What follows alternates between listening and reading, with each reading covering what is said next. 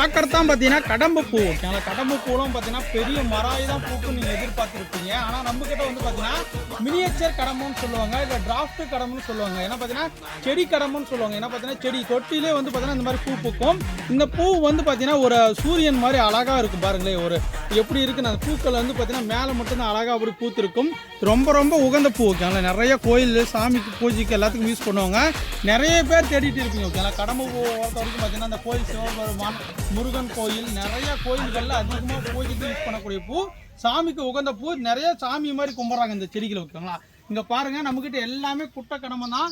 தொட்டிலே நாங்கள் கொடுக்கக்கூடிய தொட்டிலே வச்சு நீங்கள் வளர்த்துக்கலாம். ஓகேங்களா, மேக்ஸிமான செடிகள் வந்து பார்த்தீங்கன்னா மொட்டுக்கள் இருக்குது. இங்கே பாருங்கள், மொட்டுக்கள் வர ஆரம்பிச்சிச்சு. பார்த்தீங்கன்னா உங்களுக்கு தெரியுங்க பாருங்கள், பூக்கள் வச்சுருக்கு பாருங்கள். புதர் டைப்பில் எல்லாமே மொட்டுக்கள் சூப்பராக வந்துடும். ஓகேங்களா, இது எல்லாமே ரொம்ப ரொம்ப ரேரஸ்ட் கலெக்ஷன்.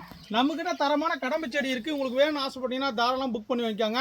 மறக்காமல் பேஜை ஃபாலோ பண்ணிக்கோங்க. ஆடி ஆஃபர் காத்துட்டு உங்களுக்காக இருக்குது.